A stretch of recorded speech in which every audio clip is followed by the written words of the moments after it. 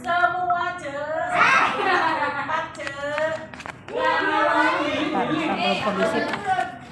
belum kondusif, nantinya masuk ke nantinya rekamannya dilaporkan nggak? Enggak, buat cara sendiri ya udah nggak apa-apa. Yang penting kedengaran. Nah, maaf ibunya bawa durian. Iya, nggak apa-apa. Bismillahirrahmanirrahim. Iya. Assalamualaikum ya. Waalaikumsalam Zahra. Perkenalkan, nama saya Zahra. Saya mahasiswi IAIN Syekh Nurjati Cirebon, jurusan Iya. Hadis Bahasa Inggris. Kemudian maksud kedatangan saya ke sini adalah untuk melakukan wawancara pada MEM-UI. Di sini saya ingin menanyakan kepada MEM mengenai online learning guidelines development atau pengembangan pedoman pembelajaran daring. Oleh karena itu, pendapat dan jawaban dari MEM sangat penting untuk meningkatkan kualitas pedoman pembelajaran di masa mendatang. Iya. Kemudian semua bentuk data hasil wawancara hari ini dijamin kerahasiaannya. Oleh sebab itu, dengan kerendahan hati, Zahra ingin meminta tolong bantuannya kepada MEM untuk kesediaannya sebagai narasumber Zahra Iya. yang akan narasumber dari wawancara Zahra yang akan dilakukan hari ini. Iya. Langsung saja ya Mem ya. Jadi ada 9 pertanyaan, yaitu terkait dengan pengembangan pedoman interaktif daring, pembelajaran interaktif, English as a Foreign Language, pembelajaran IFL, dan seputar SMA, sekolah menengah atas. Namun apabila Zahra nanti kurang paham, mohon izin untuk bertanya lebih lanjut ya memang. Ya, mangga. Yang pertama Santai yaitu aja ya. Iya. Yang pertama itu terkait dengan developing atau mengembangkan. Iya. Sebelumnya memang pernah ada pedomannya nggak sih kalau untuk pembelajaran bahasa Inggris daring itu sendiri? Ya ada, beberapa waktu yang lalu ketika kita diwajibkan untuk pembelajaran daring, itu ada kurikulumnya yang khusus untuk daring. Ya, bentuk kurikulum nanti bisa download saja dari internet, itu kurikulumnya khusus. Khusus untuk daring tadi. Namun sebelum itu diberlakukan, meskipun proses pembelajarannya sudah daring, kita masih orientasi ke kurikulum yang biasa, yang 2016 ya, yang pembelajaran yang biasa. Nah, kemudian ketika sudah berjalan berapa bulan, barulah diberlakukan kurikulum yang baru, yang khusus itu ya, untuk dalam situasi pandemi itu ada kurikulumnya. Kemudian tadi kan bentuk pedomannya itu kayak kurikulum gitu ya. Nah, kalau menurut MEM, bagaimana sih MEM proses membuat atau merancang atau bahkan memodifikasi pedoman yang sudah ada itu sebelumnya untuk pembelajaran bahasa Inggris secara daring? Gimana maksudnya? Gimana proses membuat atau merancang pedoman yang sudah untuk ada. merancang pedoman itu bukan guru ya yang ininya, bukan guru yang langsung membuatnya, tetapi kalau guru atau kami ini sifatnya hanya melaksanakan ya, segala bentuk istilahnya kurikulum yang dibuat itu sudah dirancang khusus oleh tim ahli yang ahli di bidang kurikulum, kemudian baru disahkan dan di-share kepada guru-guru. Namun itu pun kan tidak menutup kemungkinan bisanya terbentuk atau terwujud kurikulum yang khusus itu juga kan berasal dari guru-guru juga, gitu kan. Yang artinya sudah difikirkan sematang-matangnya, sedetail-detailnya supaya mendekati kata sempurna ya. Namun ya tetap saja namanya kita sedang yang namanya kurikulum, mau itu yang spesial atau yang khusus, mau kurikulum yang biasa, tidak ada kurikulum yang sempurna, tidak ada kurikulum yang bisa 100% bisa terlaksana. Apalagi dengan situasi kayak sekarang, kadang kita tiba-tiba diberitahu bahwa kita daring, terus tiba-tiba juga kita disuruh untuk PTM gitu.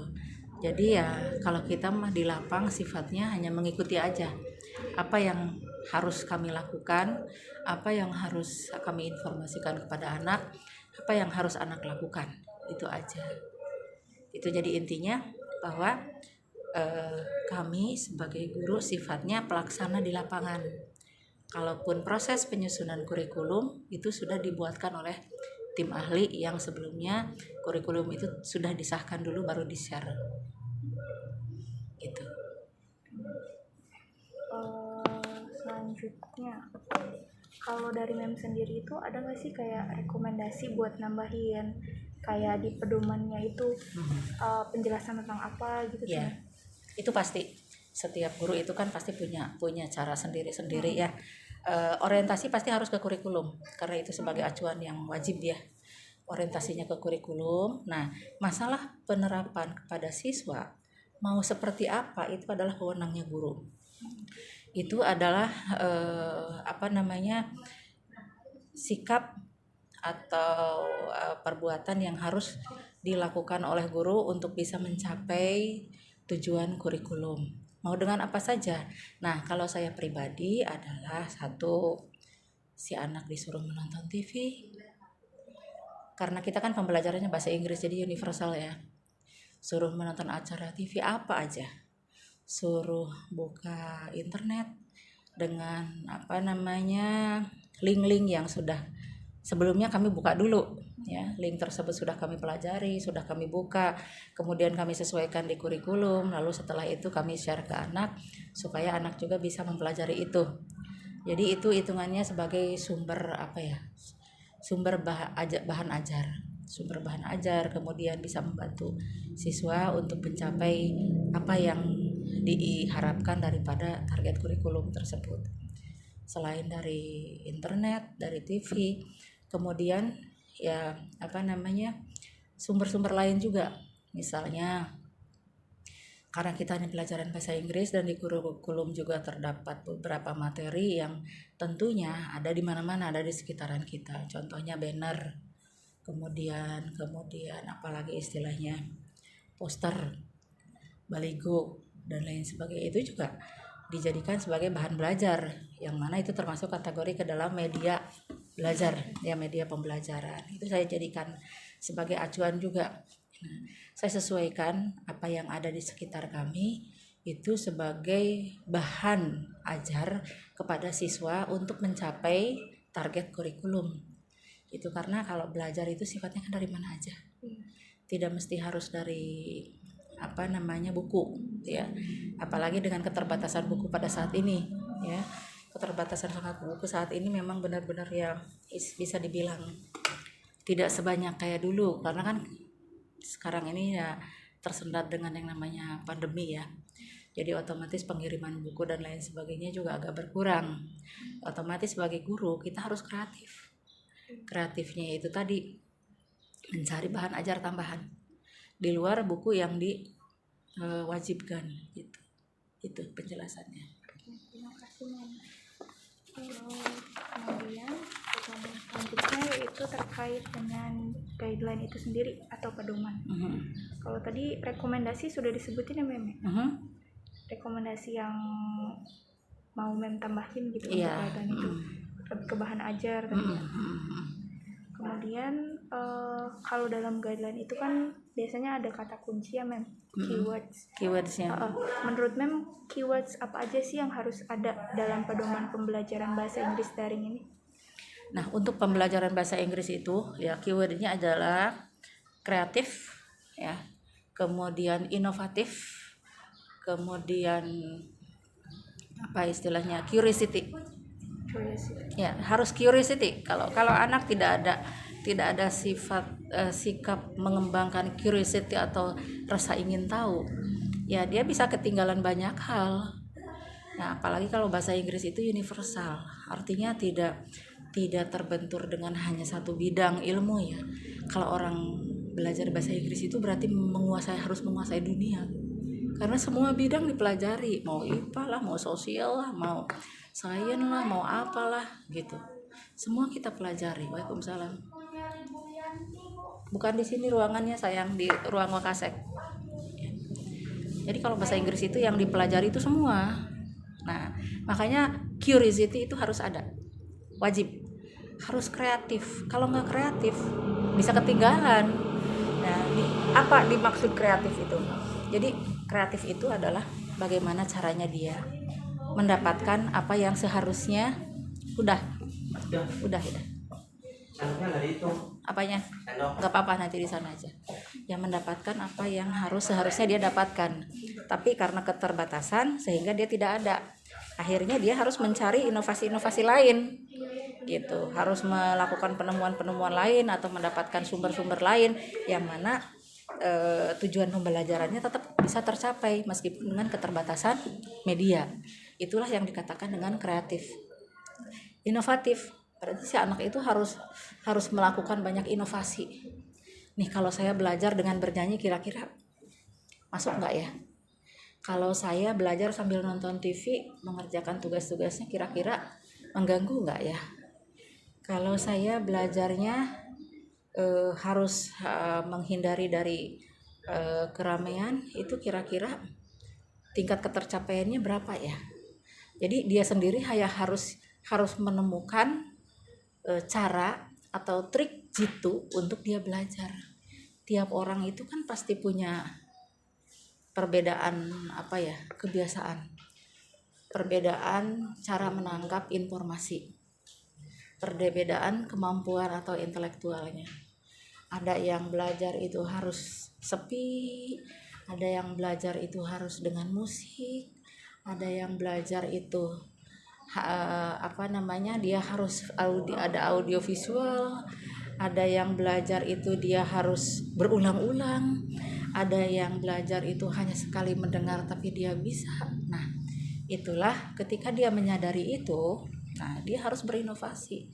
Nah, karena saya menyadari bahwa proses belajar yang paling tepat untuk saya itu adalah dengan cara seperti itu, berarti saya harus gimana? Nah, berarti di situ dia harus melakukan inovasi. Dengan inilah dicoba, oh ternyata. Nah, itulah yang dikatakan inovatif. Jadi, ya, itu anaknya ya. Jadi kita kan fokusnya ke student centered ya. Jadi anaknya harus menemukan sendiri trik yang tepat bagi dia untuk belajar. Kalau guru itu kan apalagi dalam daring sekarang, sifatnya kan guru itu adalah fasilitator dan moderatornya misalkan ketika kita sedang melakukan proses pembelajaran, kan materi pelajaran kan sudah ada, sudah di-share sebelumnya. Nah, nanti anak kan diarahkan, ayo buka halaman sekian, ayo temukan di link ini, ayo kerjakan ini. Jadi kan sifatnya kan berarti moderator gitu. Itulah yang dikatakan bahwa tadi harus kreatif, inovatif, dan curiosity. Itu adalah kata kuncinya atau keywordnya. Ya, keyword khusus untuk pelajaran bahasa Inggris. Itu istilah yang saya kembangkan untuk mapel saya sendiri dan untuk diri saya sendiri, karena tiap guru itu kan pasti punya punya trik sendiri-sendiri, beda-beda kan. Nah, kalau saya triknya seperti itu. Di awal kita harus sudah memberikan statement kepada anak bahwa ini loh keyword yang harus kita pegang nih. Keyword untuk di dalam bahasa Inggris itu apa? Itu tadi, nggak mungkin kalau nggak ada curiosity. Kalau anak nggak mengembangkan itu, repot. Masa harus dijejelin terus? Apalagi situasi kayak sekarang. Kalau anak hanya sifatnya menerima, dia akan poor of knowledge. Ya, si anak harus bisa mencari sendiri, harus bisa mengembangkan sendiri, harus bisa menggali sendiri. Jangan orientasi ke materi yang dikasih oleh guru. Makanya curiosity-nya itu harus benar-benar dikembangkan, harus dijadikan acuan. Saya harus curiosity, saya harus punya rasa ingin tahu yang luar biasa supaya saya bisa gitu. Itu adalah sugesti dulu, sugesti untuk si anak itu sendiri gitu loh. Itu keywordnya. Kemudian kalau sumber daya itu tadi sumber belajar udah sempat di itu ya? Iya, sudah. Kalau untuk strategi gimana sih strategi pembelajaran bahasa Inggris daring yang interaktif itu? Strategi pembelajaran secara interaktif itu kan tadi dengan menggunakan bisa Google Meet ya, bisa dengan Zoom meeting, bisa juga per WhatsApp ya, voice note juga bisa gitu. Kemudian dengan melakukan interaksi di di handphone, bisa WA, bisa SMS atau apa aja. Itu adalah strategi belajar mengajar ketika sedang pembelajaran daring ya. Nah, biasanya strateginya di awal itu guru itu sudah mempersiapkan diri untuk besok saya mau mengajar apa. Nah, berarti materi kan sudah disiapkan. Materinya sudah disiapkan, saya mau mengajar dengan cara apa? Kan? Nah, medianya apa? Nah, ketika saya sudah menemukan saya menemukannya itu kan berarti saya membuka kurikulum. Nah, materi yang belum saya ajarkan adalah misalnya tentang announcement. Nah, berarti saya harus mencari teori tentang announcement dulu, kemudian di buku ya. Kemudian saya juga membuka link-link di YouTube misalnya yang kira-kira ada relevansinya dengan materi tentang announcement. Nah, kemudian setelah itu baru saya lihat jadwal. Saya mengajar di mana. Baru ketika sudah ada jadwal saya share kan. Nah, ini materi untuk besok tanggal sekian, jam sekian. Materinya ini, penugasannya ini. Kemudian latihan soalnya ini, skornya sekian. Gitu. Skornya sekian, kemudian dikumpulkannya, kan sudah ada tengkatnya, ya. Nah, itu strategi belajarnya adalah seperti itu. Nah, kemudian ketika kita sudah selesai mengirimkan tugas ke anak, misalnya tengkatnya sampai jam 12 siang, selesai mengumpulkannya ya, sampai jam 12 siang. Ternyata anak itu kan mengumpulkannya lewat dari jam 12. Nanti kan akan muncul terlambat dikirimkan atau dikembalikan atau ditugaskan. Nah, guru kan melihat tuh keterangan seperti itu kan dilihat. Nah, disitulah berarti si guru harus menentukan cara nih bagaimana antisipasi untuk siswa yang selalu mengumpulkannya terlambat. Terus mencatat siswa-siswa yang mengumpulkannya tepat waktu, tentunya dengan memberikan reward yang sesuai. Dan kita sebelum memberikan penilaian, kita harus punya patokan dulu, catatan kecil. Misalnya gini, kita kan skornya di 100 ya, misalnya skornya 100. Nah, tapi saya tidak pernah memberikan nilai 100. Saya paling tinggi adalah 99. Jadi kita patok dulu, 99 adalah nilai yang sangat sempurna. Sangat sempurna dalam artian mengumpulkan tepat waktu, mengumpulkannya isinya 100% benar. Nah, berarti nilainya segitu. Nanti kalau misalnya jawabannya benar, waktunya kurang tepat, misalnya rada telat sekian menit, berarti saya sudah patok nilainya sekian.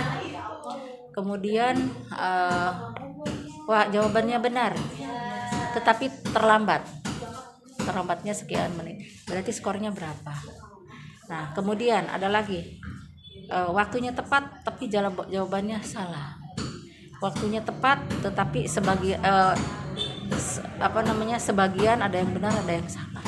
Jadi sebelum kita memberikan reward di dalam GCR, kita harus buat ini dulu konsep nilainya ya, konsep nilainya, atau kalau mau dibikin dalam bentuk rubrik ya.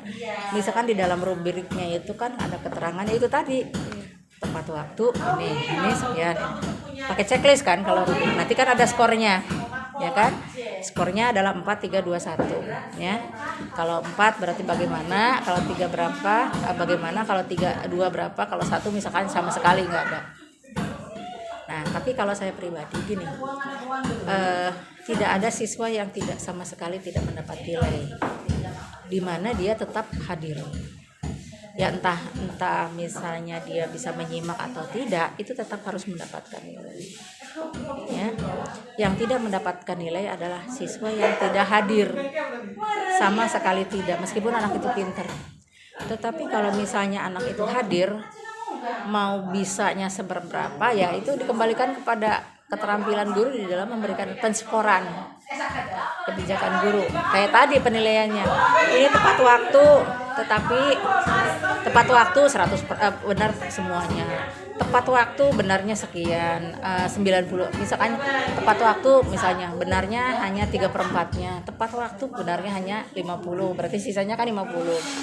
Nah, terus ke bawah. Itu dipakai sampai kita ngajar, bukan hanya saat kita PPL saja. Karena kan kalau sistem yang seperti itu udah otomatis harus sudah di otak tuh udah melotok gitu ya. Nah, itu aja penjelasannya. Kemudian kalau persiapan seperti apa sih yang diperlukan untuk memastikan siswanya itu berhasil dalam pembelajaran bahasa Inggris daring itu? Persiapannya atau caranya? Persiapan. Nah, persiapan berarti kalau persiapan kita menyediakan note-nya, ada catatannya, ada rekamnya. Jadi kita sudah menyiapkan dulu catatan khusus di luar yang GCR. Kan GCR juga bisa ngerekam semuanya ya. GCR kan bisa ngerekam semuanya. Oke, saya tadi mana ya? Pak Bambang, boleh saya bunyi ya? Bentar ya, Neng. Udah dicatat aja, Pak. Tadi punya siapa ya, lupa? Bentar ya, nggak apa-apa ya? Assalamualaikum. Dek. Iya. Adik jangan banyak itu dari Teteh. Itu dari Teteh. Diam, ibu lagi wawancara. Diam. Ya.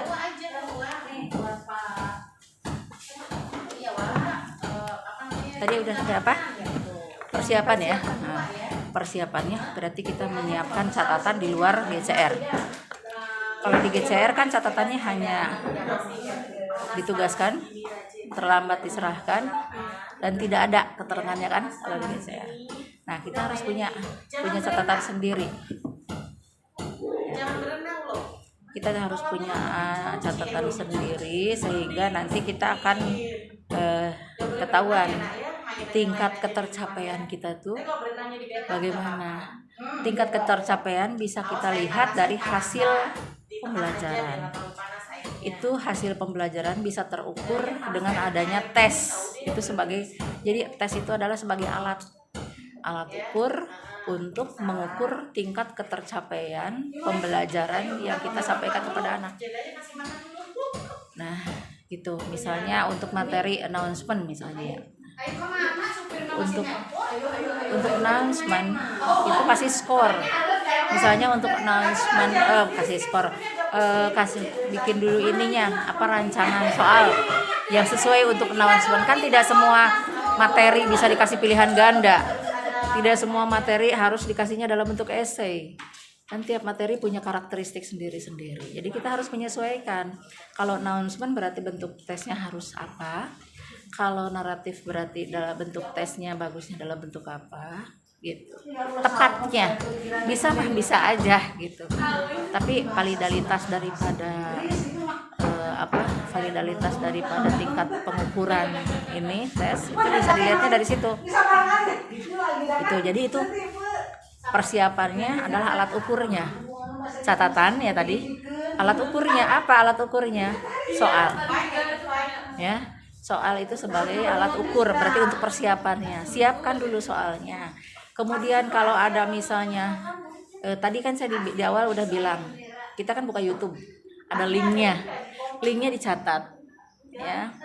Ya maksud saya begini. Kalau kita punya catatan itu kan sebagai tertib administrasi aja. Sebenarnya kan media kan bisa merekam secara otomatis ya. Tapi nggak ada salahnya kalau linknya itu kita catat juga. Nanti kan bisa dimasukkan ke dalam RPP bahwa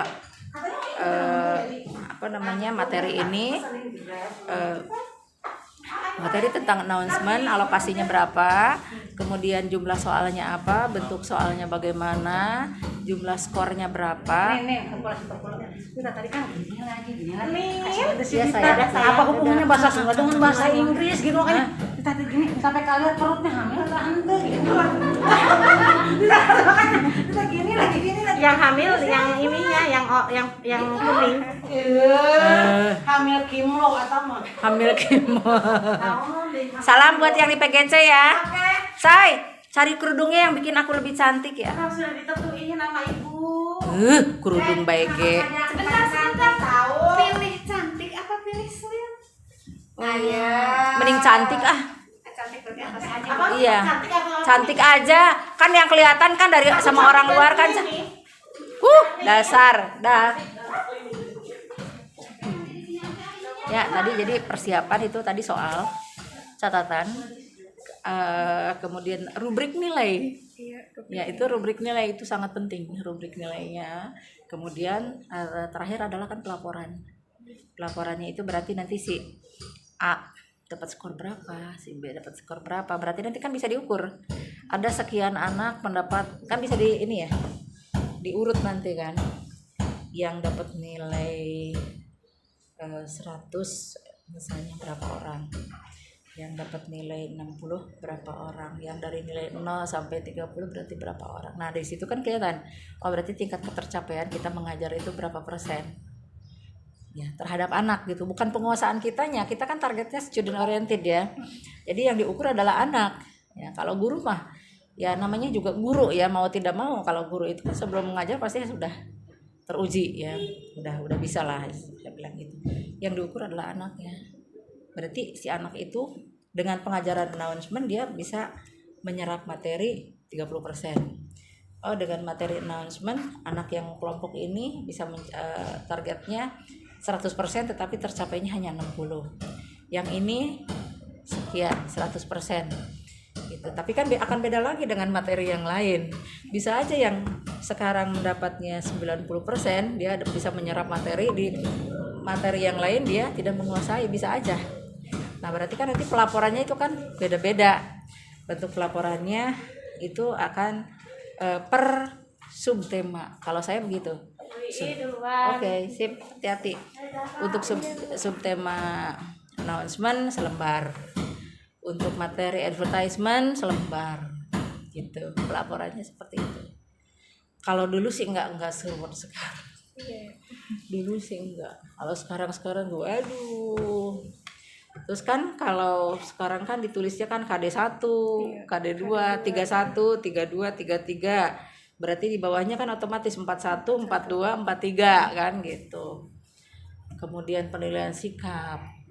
Udah paham belum cara penilaian sikap?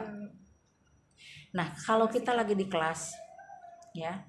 Kalau kita lagi di kelas misalnya. Kan ada anak yang macam-macam ya, ada yang aktif bener bisa aktif. Ada anak yang kayak menguasai tapi sebenarnya enggak gitu, cuman omdo ya. Ada lagi anak yang diem padahal sebenarnya dia menguasai. Ada yang diem beneran. Ada yang kurang tapi pura-pura dia bisa. Ada yang kurangnya asli memang dari sononya gitu. Nah, itu kan macam-macam tingkat karakteristik daripada si anak itu beda-beda gitu. Jadi ya kita harus peka. Nah, nanti kan akan aktif saya mem kan gitu ya. Ngacung. Nah, kalau kita kan sebagai guru harus bisa. Jangankan si anak udah ngomong, anak belum ngomong pun kita sebenarnya harus bisa membaca karakteristik daripada si anak. Anak ini aktif meskipun anak itu kelihatannya kayak nggak peduli gitu ya, tapi sebenarnya memperhatikan. Selain daripada keaktifan dia di kelas juga kan nanti dilihat dari hasilnya bagaimana, sinkronkan gitu. Nah, cara memberikan nilainya begini. Kalau yang aktif kasih nilai A. Nah, kalau yang ditanya nggak ngejawab, nggak respon, nakal dan lain sebagainya, bukan A ya, 4 ya, yang aktif 4. Nanti yang benar-benar pasif artinya nggak respon sama sekali kasih nilai 1. Nah, lalu sisanya kemana? Kan kalau kita melakukan penilaian satu-satu waktu nggak mungkin cukup. Berarti sisanya adalah angka 2 dan 3 gitu. Jadi yang harus dinilai oleh Zahra adalah perhatikan anak yang lebih banget dan anak yang kurang banget. Yang lebih banget berarti angkanya di tertinggi adalah 4, anak yang kurang banget di terendah adalah 1. Sisanya adalah anak-anak yang lainnya. Jadi misalkan Anton karena anaknya aktif pasti nilai 4, Zigar karena anaknya pasif pasti nilai 1. Lalu sisanya berarti ada yang dapat B, ada yang dapat 2 dan ada yang dapat nilai 3. Gitu. Paham gak, Neng? Iya. Ya, gitu. Jadi kalau kita ngitung satu-satu, wah ya waktunya habis buat penilai, kita kapan mau nerangin ya? Kalau gitu mah, jadi ya caranya kayak gitu. Ya. Selanjutnya, kalau untuk sistem pendukung, sistem pendukung seperti apa sih yang diperlukan untuk memastikan siswa berhasil dalam pembelajaran bahasa Inggris daring? Sistem pendukung apa maksudnya? Sistem pendukung tuh bisa kayak perangkat pendukung yang support buat pembelajaran. Ya, yang support ya berarti guru-guru ini buku-buku sumber lainnya. Buku-buku sumber, ensiklopedia. Ya itu kembali ke media pembelajaran ya. Bisa dari internet, bisa dari macam-macam. Gitu. Bisa dari macam-macam. Selanjutnya, kalau Mem sendiri gimana sih Mem cara untuk membimbing atau memandu siswa dalam pembelajaran bahasa Inggris daring yang interaktif itu? Nah, jadi cara memandu ya, membimbing siswa adalah satu, kan malamnya kita udah menugaskan ke siswa, besok adalah pelajaran ibu Google Meet jam sekian, tepat waktu gitu. Nah, nanti kan akan ada anak yang telat apa dan lain sebagainya. Nanti kalau di sini kok udah jam, misalnya kan Google Meet udah berjalan, harusnya sudah dimulai, ini belum karena baru hanya ada beberapa gelintir yang udah login ya, yang udah gabung. Berarti itu harus kita konfirmasi kalau ke wali kelasnya atau ke KM-nya.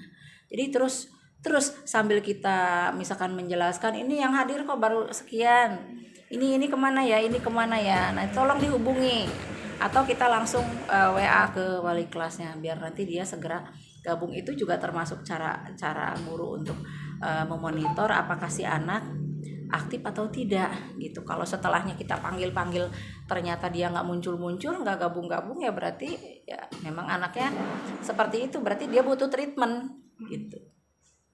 Anaknya butuh treatment, harus di harus di handle yang seperti itu. Nanti bagaimana nih penyelesaiannya, karena kan berarti banyak ketinggalan kan.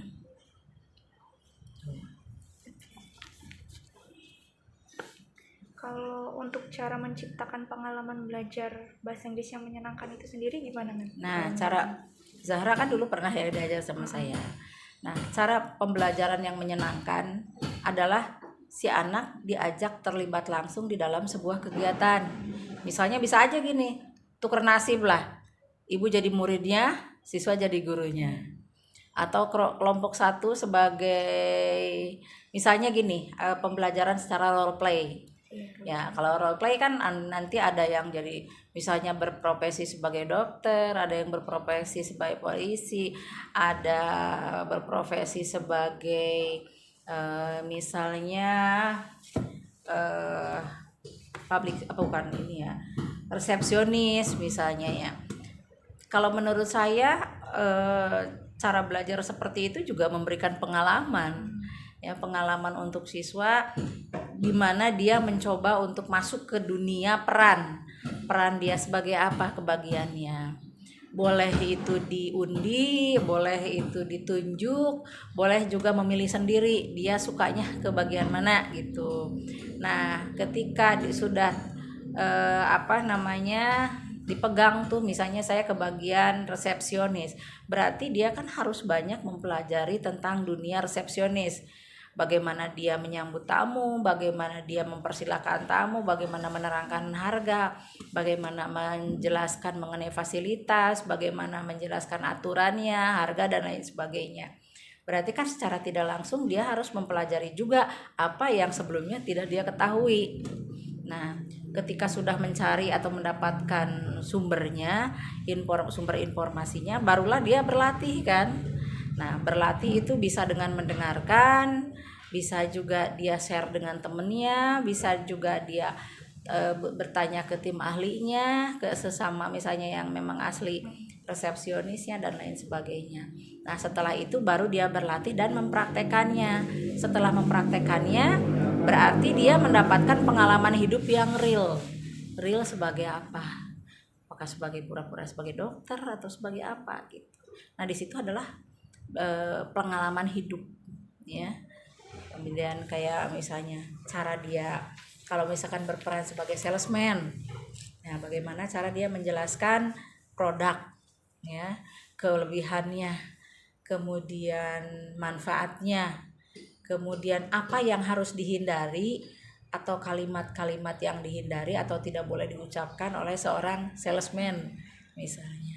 Seorang dokter misalnya, profesi dokter, apa yang harus dia lakukan ketika pasien datang, apa yang tidak boleh diucapkan terhadap pasien, apa yang harus kita lakukan setelah kita memeriksa pasien. Nah, berarti dia kan harus masuk ke dunia itu. Dia harus banyak belajar tentang dunia dokter. Nah, berarti dia ada pengalaman hidup di situ. Nah, jadi apa yang kita pelajari itu memang benar-benar apa ya istilahnya diambil dari sesuatu yang bisa dijadikan pengalaman untuk hidupnya sendiri gitu. Dengan bisa ya kalau guru kan bukan mengajarkan, sifatnya hanya mengarahkan. Mengarahkan, silakan kamu coba tonton video ini, coba kamu ngobrol sama saudara kamu yang jadi dokter, atau coba kamu minta diajarkan bagaimana cara mempromosikan sesuatu yang dilakukan oleh sales misalnya. Itu adalah pengalaman hidup ya. Apalagi nih Kalau untuk pembelajaran daringnya, kalau kegiatan seperti itu tuh biasanya gimana, Man? Kalau Penugasan. untuk penugasan biasanya si anak nanti membuat video ketika dia sedang berpura-pura atau acting sebagai dokter di tempat prakteknya, berprofesi sebagai misalnya reporter, dia seolah-olah sedang mewawancarai, diambil gambarnya, diambil videonya, kemudian dilaporkan gitu. Selanjutnya, kalau dari Mem sendiri ada nggak sih rekomendasi atau pedoman penggunaan media pembelajaran yang baik untuk mendukung siswa belajar bahasa Inggris daring? Kalau saya pribadi mengatakan tidak ada media satupun yang tepat untuk pembelajaran tertentu. Itu tergantung daripada keahlian atau kemampuan daripada gurunya. Misalnya kalau saya misalkan menerangkan announcement, saya lebih sukanya menerangkannya dengan cara praktek, seolah-olah kita sedang beraudiensi, seolah-olah kita sedang di dalam sebuah acara, seolah-olah saya sebagai seorang pembina OSIS misalnya gitu. Nah, tapi ada juga guru yang lebih sukanya memberikan contoh-contoh teks yang bisa digunakan untuk materi announcement ya, mengumumkan sesuatu di bandara misalnya, di stasiun, di tempat umum, di masjid. Nah, ada juga yang seperti itu. Ya, pokoknya intinya gini. Dari sebuah kurikulum tidak ada media pembelajaran satupun yang memang benar-benar 100% tepat. Karena media pembelajaran itu bisa tepat di tangan orang yang tepat dan mampu. Gitu. Menurut saya itu bagus, tapi menurut orang lain belum tentu bagus. Berarti tergantung gurunya. Ya, tergantung gurunya. Nah, yang bicara adalah nanti hasilnya, gitu. Mau proses belajarnya seperti apa, mau media pembelajaran yang dipakai itu apa, yang penting hasil akhirnya ketemu gitu. Kalau ini mah pakai sistem begini, ini mah pakai sistem begini, tapi hasilnya sama akhirnya gitu kan. Kalau guru juga punya karakter sendiri-sendiri, guru juga. Nah, nanti kan guru tidak membuat soal saya buat bikin untuk anak saya sendiri, yang ini buat anak, nggak begitu. Saya bikin soal untuk ya anak yang saya ajar dan anak yang guru lain ajarkan. Ya otomatis kan nanti mungkin hasilnya akan beda. Kalau yang bikin soal saya, tapi yang mengajarkannya misalnya Mem Emma atau Mem Reni. Ya. Kalau saya mengajarkannya dengan trik seperti ini, tapi guru yang lain memberikan trik seperti ini. Diberikanlah soal, hasilnya tetap tidak akan jauh berbeda. Karena kita kan tetap orientasinya adalah ke materinya tentang announcement, ya berarti mau dengan cara apa mereka menerangkannya silakan, bebas. Yang penting target kurikulumnya bahwa di dalam pengajaran announcement berarti kita harus mampu menginformasikan sesuatu, kita harus menekankan kalimat imperatif, misalnya kita menggunakan tenses apa, kemudian anak tahu tujuan fungsi sosialnya apa, generic structure-nya apa, dan lain sebagainya. Karena patokannya itu mau media pembelajaran apa yang digunakan gak masalah. Yang penting nanti hasil akhir. Ya, gitu. Kemudian selanjutnya itu terkait dengan interaktif. Kalau Mem sendiri gimana sih cara membangun hubungan aktif antara siswa dengan siswa lainnya saat kegiatan berkelompok mungkin secara daring itu? Ya, kalau misalnya saya ya di dalam kegiatan pembelajaran secara daring untuk membangun supaya si anak lebih aktif ya. Nah, saya memberikan penugasan dalam bentuk kelompok. Nah, misalnya untuk absen sekian nomor 1 sampai 5 kelompok apa gitu. Absen sekian yang nomor 6 sampai 10 adalah kelompok apa. Saya kelompok-kelompokkan siswa tersebut, kemudian saya kasih penugasan. Ya mungkin penugasannya bisa sama, bisa juga berbeda-beda. Tetapi dengan tema yang sama, hanya subtemanya nanti yang mungkin berbeda-beda. Nah, nanti mereka kan akan terbentuk sebuah diskusi. Iya. Nah, ketika sudah kita bentuk kelompok, akan terbentuk sebuah diskusi. Di dalam diskusi itu kan mungkin ada yang sepaham, ada yang tidak sepaham, ada anak yang aktif, ada yang pasif, ada yang mengerjakan, ada yang tidak, ada yang tidur. Nah, disitulah fungsi seorang guru. Nah, untuk membangun supaya si anak itu mau dengan cara seperti apapun dia belajarnya mendapatkan hasil yang sama atau sesuai dengan target pembelajaran. Jadi kita kondisikan si anak, ayo kerja bareng, karena dengan pembelajaran secara kelompok atau grouping itu kan bisa mengembangkan sikap sikap gotong royong, kerjasama. Di situ kan akan memudahkan kita untuk melakukan sebuah penilaian gitu. Satu, jadi ada sambil menyelam minum air kita memberikan membangun sebuah komunikasi antara guru dan siswa dan siswa. Di sisi lain kita juga sedang melakukan penilaian. Jadi penilaian itu akan muncul dengan sendirinya tanpa kita, ini anak-anak ibu akan menilai begini, udah jenggat zamannya. Ya, nanti kan akan muncul tuh anak yang kayak aktif banget. Akan muncul anak yang diem aja. Nah, di situ kita harus gerak cepat ketika melihat pemandangan seperti itu. Wah, ini aktif. Kasih aja tanda biar nggak lama. Titik 1, kalau titiknya banyak, oh berarti anaknya itu nanti yang bagus. Oh kalau misalkan stripnya 1, kurangnya dikit, stripnya 3, wah kurang banget gitu. Kalau misalnya kita lagi belajar kan ada penilaian proses, sambil belajar sambil, wah ya itu mah nggak bakal nyampe. Iya, caranya seperti itu. Iya, caranya seperti itu. Kita ajukan beberapa pertanyaan atau kita perlihatkan sesuatu, lihat respon anak. Misalnya kita memperlihatkan sebuah tontonan, anak tuh nanti akan ada yang langsung respon, ada yang malu-malu, ada yang diem aja, ada juga yang kayak gregetan pengen nanya gitu. Nah disitulah tugas kita. Nah itu dari kelompok mana itu nanti. Nah kalau kita sudah grouping berarti ada penilaian kelompok, ada penilaian individu. Nah penilaian kelompoknya berarti dalam bentuk unjuk kerja. Hasilnya bagaimana nih, kelihatannya anaknya nih, wah itu yang ngerjainnya si ininya aja, ketua kelompoknya yang lainnya diam aja. Berarti kita juga harus bijak, meskipun itu tugasnya grouping, nilainya itu ya harus 2. Nilai secara unjuk kerja yang grupnya dan unjuk kerja yang individunya. Kasihan dong kalau misalnya hanya ini aja, hanya ngandelin dari nilai kelompok, ya kan? Anak-anak kadang solidaritas temennya bagus, padahal dia sendiri yang ngerjain tapi dia ngakunya hasil kerja temen-temennya, kan gitu. Nah itu tugas guru, kita harus bisa tahu ini anaknya bener enggak nih, jujur enggak nih, beneran enggak nih buatan bersama atau buatan dianya sendiri, kan gitu. Nah, ada lagi?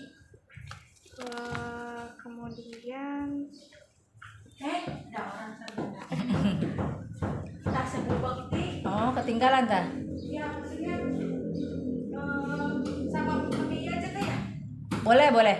Ya maksudnya takutnya nggak ada orang. Nanti Bu Baktinya kemana?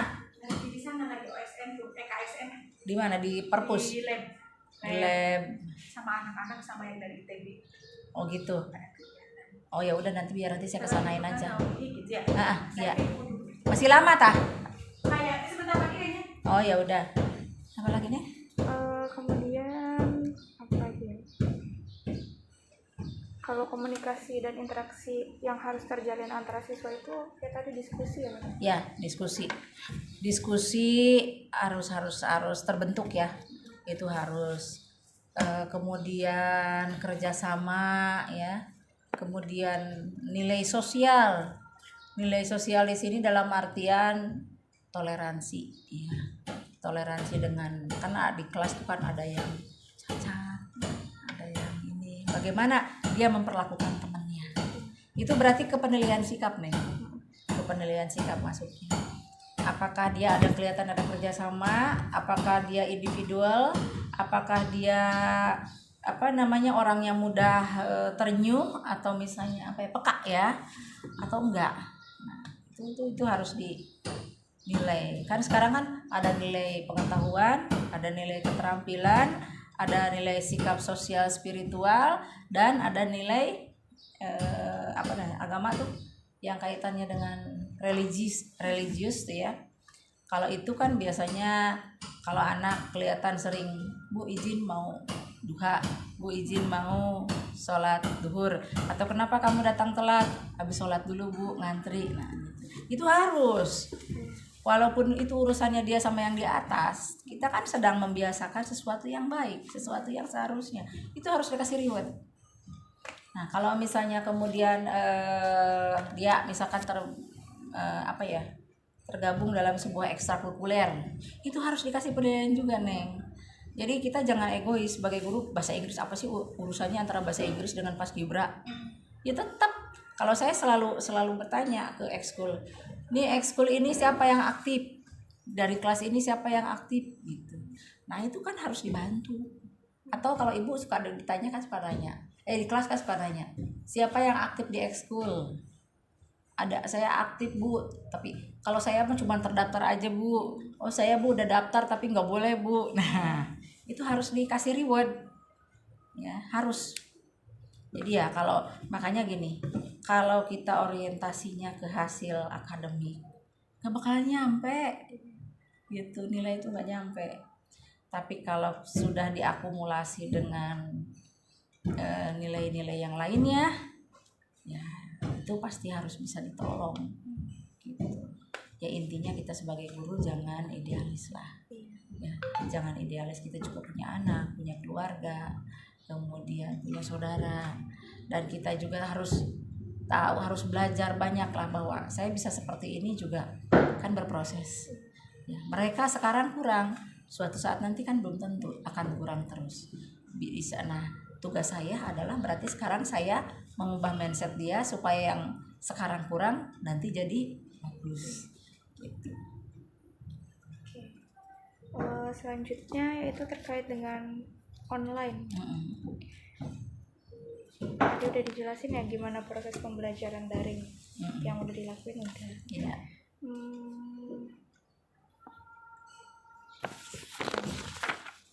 Udah kejawab semua. Selanjutnya terkait dengan belajar.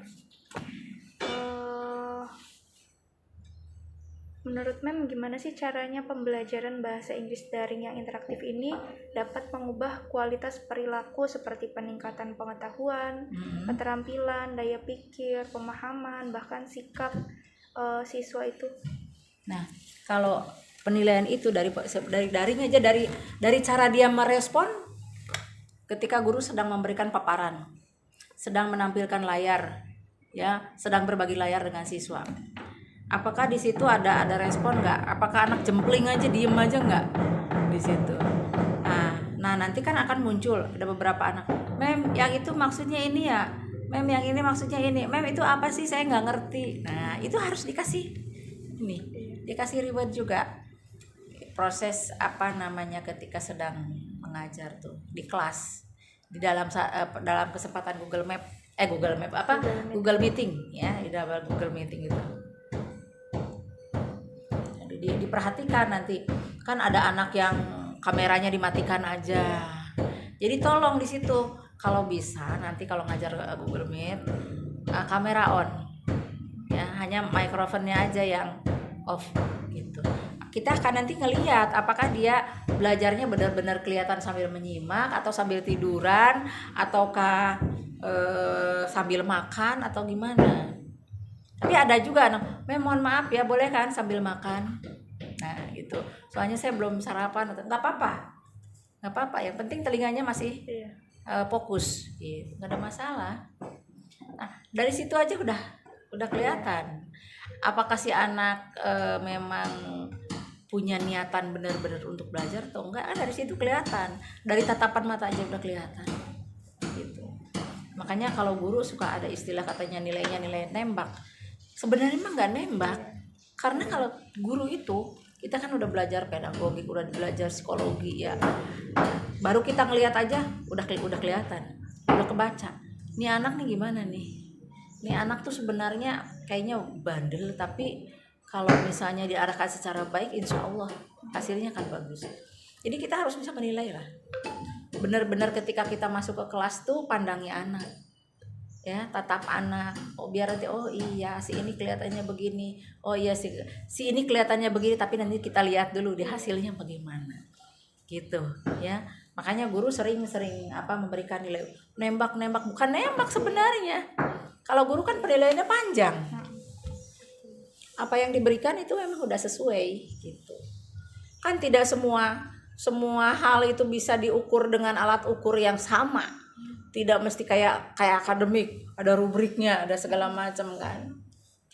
Kalau yang seperti itu kan bisa dinilai sepintas, kita ngelihat potretnya aja, iya anak ini begini. Yang penting anak itu tahu namanya si Anu kelas mana gitu. Kemudian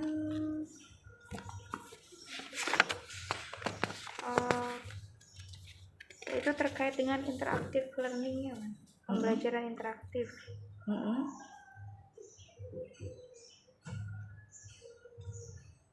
Tadi udah ya.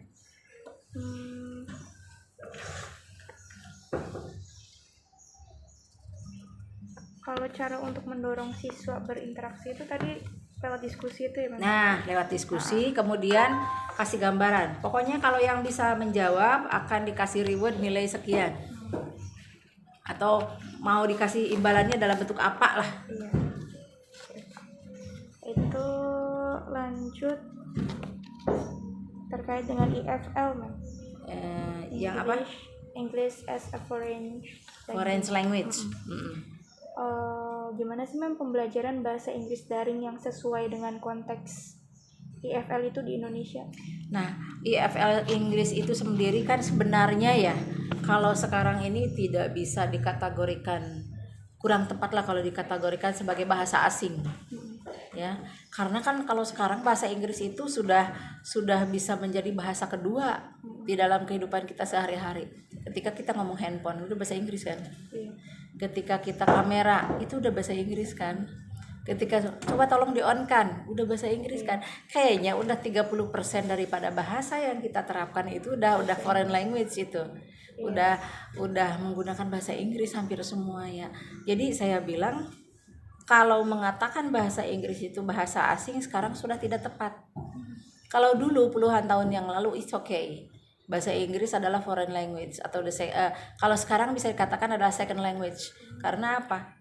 Selain bahasa Inggris, selain bahasa Indonesia kita pakai bahasa Inggris keseharian kita. Itu tanpa kita sadari. Coba ke ini aja, mereka mau kemana, mau shopping tuh, coba. Terus mau apa lagi? Kalau belajar beliin online katanya. Itu kan udah hampir. Coba kalau kita pikir-pikir, dalam satu kalimat yang kita ucapkan ada nggak bahasa Inggrisnya? Mesti aja ada. Itu ya. Jadi strateginya adalah kan tadi bahasa Inggris as a foreign language ya. Supaya bahasa Inggris bukan sebagai foreign language lagi, berarti kita harus apply English in our daily activity. Misalnya kita lebih dibiasakan lagi aja. Yang tadinya mungkin hanya menggunakan istilah-istilahnya saja, sekarang bisa menggunakan atau menambahkan dalam bentuk kalimat. Contohnya misalnya, can I borrow it? Atau misalkan, can you help me? Sedikit-sedikit ungkapan-ungkapan atau statement-statement yang simple-simple dalam kehidupan kita sehari-hari. Lama-kelamaan akan menjadi 75%. Lama-lama bisa 100%, tetapi ya jangan lupa dengan bahasa Indonesia tetap ya. Itu cara bagaimana kita membangun supaya English itu bukan sebagai foreign language lagi. Sudah bisa menjadi, sekarang ini udah menjadi bahasa the second language, bukan the foreign language. Kalau foreign language berarti bisa dibilang benar-benar asing, tidak dipakai kita keseharian, tetapi dipelajari gitu. Nah, kalau bahasa Korea itu bisa dikatakan foreign language karena apa? Kita bahasa Jepang kita pelajari, tapi tidak dipakai dalam kehidupan kita sehari-hari. Itu foreign language. Kalau second language itu berarti bahasa pilihan. Saya mau ngomong bahasa Indonesia, saya mau ngomong bahasa Inggris. Udah secara otomatis sekarang mah. Iya kan, udah otomatis. Dress code-nya apa? Ya kan? Coba, itu udah bahasa Inggris. Masker, pakai masker. Masker itu bahasa Inggris. Ya, kapelan tuh bahasa Inggris, semuanya udah bahasa Inggris ya. Jadi kalau kita harus bisa mengubah mindset kita bahwa bahasa Inggris itu adalah foreign language, itu adalah second language ya. Kalau bahasa ibu, nah itu second language juga, posisinya tuh sebagai second language karena di rumah kita pakai bahasa ibu kan. Kalau orang Sunda ya bahasa Indonesia dan bahasa Sunda, bahasa Indonesia dan bahasa Jawa kan gitu. Nah, bahasa Inggris juga udah sama kedudukannya. Kalau dulu bahasa Inggris itu bahasa asing, sekarang sudah berubah, bukan bahasa asing, tapi sebagai bahasa kedua, bahasa pilihan optional gitu. Ya. Kalau untuk keterampilannya berarti keterampilan apa aja sih yang harus dikuasai siswa setelah belajar bahasa Inggris daring? Sesuai konteksnya itu. Sesuai dengan tuntutan kurikulum. Sesuai tuntutan. Nah, di dalam kurikulum, di dalam 41, 42, 43, 44 kita harus jelas. Di dalam 41 kita mempelajari misalnya anak harus menguasai tenses simple present misalnya. Ya. Kemudian harus menguasai ini ABCD-nya. Ya, apa yang kita sampaikan ya harus sesuai dengan tuntutan kurikulum. Gitu. Harus dikuasai semua. Nah, nanti ada istilahnya di akhir semester itu ada rangkuman materi kelas 10. Kita sendiri tulis semua, ringkasan sendiri. Semester 1 apa, semester 2 apa. Oh, ini tersampaikan, oh ini belum. Ini tersampaikan, ini belum. Oh, ini tersampaikan malah kan udah 2 kali karena hasilnya kurang bagus. Kalau yang ini udah 3 kali tapi nggak bagus-bagus gitu. Jadi kita punya datanya sendiri. Gitu, ya. Kemudian kalau menurut Mem itu sendiri, gimana sih kualifikasi guru yang dapat menunjang keberhasilan belajar dan mengajar bahasa Inggris daring? Ya, kualifikasi gurunya itu harus sesuai dengan bidangnya, harus linear. Ya. Jadi jangan sampai nanti guru bahasa Inggris tapi diajarinya oleh guru matematika, nanti hitung-hitungan waktu. Harus punya humoris yang tinggi. Iya, harus punya istilahnya dia harus menguasai strategi belajar mengajar. Dia harus menguasai yang namanya iptek. Harus menguasai gadget yang terutama ya itu tadi. Dan sekarang kita menggunakan ini. Jadi apapun yang kita pakai itu harus dikuasai dulu. Untuk menunjang itu berarti SDM-nya, kemudian kualifikasinya harus sesuai, kemudian juga dia punya harus nilai plus, nilai lebih, punya nilai humor, karena kan nantinya boring. Iya betul. Kalau bahasa Inggris itu bahasa yang universal, materinya universal, semua bidang dipelajari. Jadi harus aktif, kreatif, inovatif gurunya juga. Jangan menuntut ke siswanya seperti itu, tapi gurunya sendiri harus jangan sampai ketinggalan informasi seperti dalam hal penggunaan bahasa. Misalnya anak-anak bilang gaptek, ngomongin tapi gurunya nggak ngerti apa sih gaptek, jadi diem aja karena nggak ngerti. Nah, kita jangan sampai kalah set.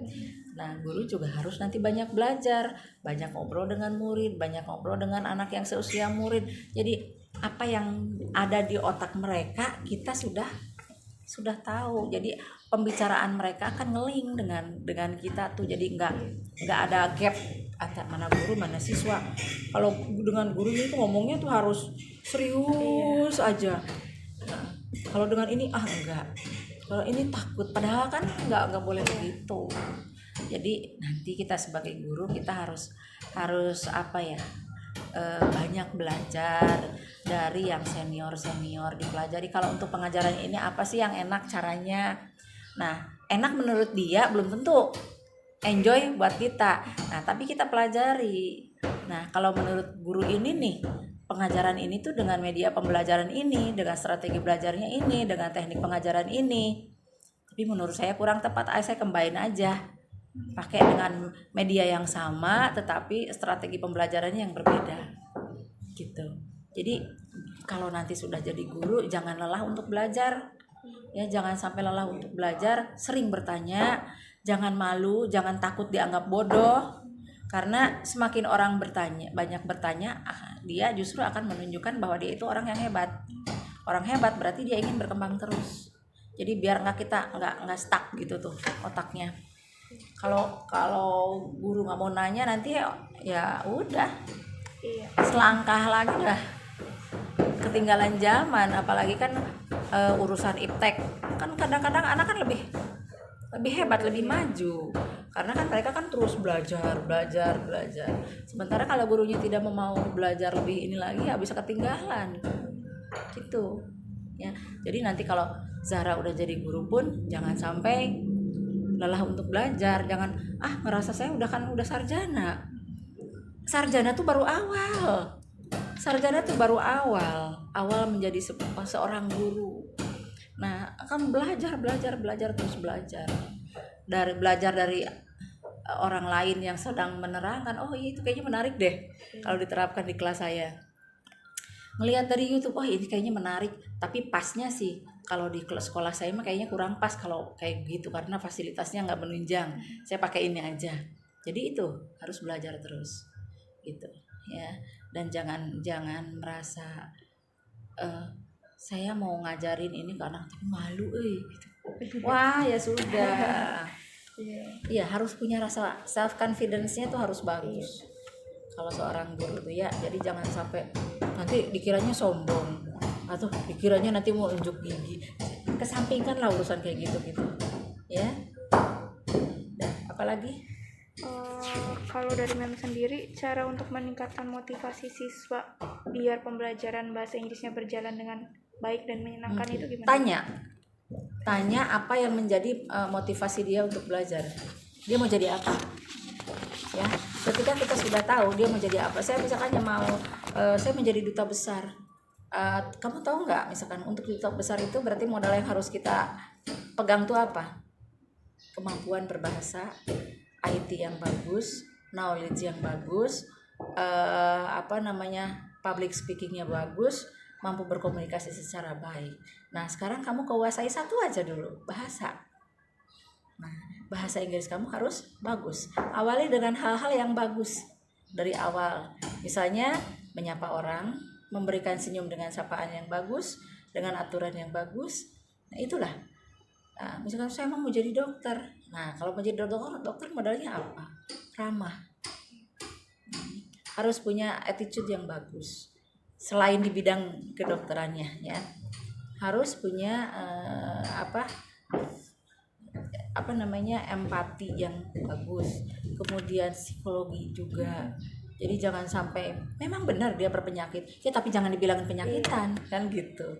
Bagaimana si orang itu merasa yakin, merasa sembuh dengan teknik pengobatan dia tanpa harus menyakiti. Itu bahasanya harus bagaimana, berarti bahasanya yang harus diperbaiki gitu. Sapalah orang dengan, nah kalau kita sesuaikan dengan bahasa Inggris, orang akan merasa bangga. Sapalah dia dengan bahasa Inggris, misalnya gini ya, hey good morning, hey good night, hey good evening, dan lain sebagainya ya. Orang akan seneng banget kalau misalkan disapa dengan itu. Misalkan, aduh si ibu gitu ya, kalau dokternya, aduh si ibu kemana aja, good evening gitu ya. Padahal cuma kata good evening doang, tapi orang tuh akan seneng dengan sapaan si dokter itu mengatakan good evening. Senang banget, berarti si pasien tersebut merasa dihargai gitu, dianggap si pasien itu bisa berbahasa Inggris, makanya dokter mengatakan good evening kan gitu. Nah, belajar bahasa. Jadi langkah pertama bagaimana kita memotivasi anak untuk belajar bahasa Inggris, tanyakan cita-citanya ya, tanyakan cita-citanya, lalu kerucutkan bahwa untuk syarat jadi itu tuh salah satunya adalah bahasa. Semua profesi pasti ada bahasa Inggris tentunya ya, karena kita kan bahasa internasional, the second language, berarti otomatis semua bidang di dunia ini, semua profesi bahasa Inggris adalah number wahidnya. Jadi selalu tanyakan apa cita-citanya. Itu saya ya, kan tiap orang beda-beda. Itu saya, untuk memotivasi saya tanyakan apa cita-citanya. Nah, kalau sudah kita tanyakan itu, pertanyaan akan berkembang terus kemana-mana. Orang tuamu ngedukung nggak? Saudaramu ngedukung nggak? Orang tua ngedukungnya dengan cara apa? Atau saudaramu ngedukungnya dengan cara apa? Kamu ambil les nggak? Les apa? Gitu. Dari les kamu belajar apa? Dan lain sebagainya. Kan gitu. Akan berkembang terus kan pertanyaannya. Makanya tanyakannya adalah cita-cita. Itu saya. Gitu. Untuk memotivasi si anak. Ya, selain tadi kayak keywordsnya harus kreatif ya, harus inovatif dan curiosity gitu. Selanjutnya seputar SMA kan. Terakhir, kalau menurut Mem, persiapan apa aja sih yang perlu disiapkan dalam pembelajaran bahasa Inggris daring sebagai persiapan siswa untuk ke jenjang pendidikan yang lebih tinggi itu? Jadi pembelajaran di dalam daring itu sering-sering kali aja disisipkan gini, misalnya di dalam sesi akhir kita pengajaran Google Meet, kita tanyakan, coba ibu mau tanya, I want to ask you, how many students in this class are going to continue to university, please raise your hand. Ya, waalaikumsalam. Kenapa Neng? Pak Rianto itu yang mana? Yang ini nih kalau nggak salah Pak. Iya. Ya, tanyakan itu loh. Ya. Jadi kalau misalnya apa tadi pertanyaannya terakhir? Salah. Persiapan apa aja yang disiapin untuk pembelajaran bahasa Inggris sebagai persiapan siswa ke jenjang pendidikan yang lebih tinggi? Iya, itu tadi. Jadi kalau misalkan di akhir pelajaran ya, di akhir pelajaran kan kita kan tanya ya. Tadi gimana nanyanya ke anak? Di akhir coba di akhir tuh siapa yang akan ya misalkan melanjutkan kemana apa segala macam ya. Nah itu di daring ya, di dalam daring kita tanyakan itu, kemudian ngobrol-ngobrol. Nah sekarang gini, yang ingin nanti yang butuh counseling selain ke BK karena ibu kaitannya dengan guru bahasa dengan bahasa Inggris, ibu membuka diskusi deh, boleh kalian. Jadi gini, memberikan kesempatan. Intinya adalah memberikan kesempatan kepada siswa yang ingin berdiskusi atau menanyakan tentang hal-hal yang ada kaitannya dengan apa namanya sekolahnya nanti yang kaitannya dengan bahasa Inggris gitu. Misalnya nanti dia mau kerja menjadi di SPG gitu. Saya mau kerja di SPG, tapi saya nggak punya bekal sama sekali. Kalau di SPG itu apa aja sih minimal yang ada kaitannya dengan bahasa, kasih kesempatan. Jadi kasih peluang lah si anak, jangan sampai nanti ya itu mah urusan kamu kalau udah lulus, ya nggak bisa begitu. Buka Ya. sesi sharing berarti ya. Kasih waktu untuk sharing, ya kasih waktu untuk sharing. Misalnya kalau yang mau nanya boleh jam sekian sampai jam sekian WA dulu atau gimana. Atau misalkan kalau mau nanya sekarang di Google Meet juga boleh.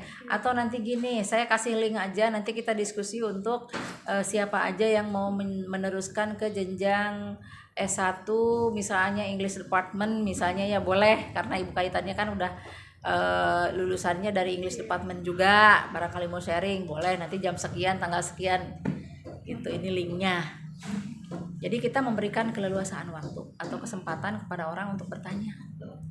Itu berarti kan sama aja dengan memotivasi orang untuk mendapatkan kesempatan melanjutkan ya dengan memiliki kemampuan berbekal bahasa gitu.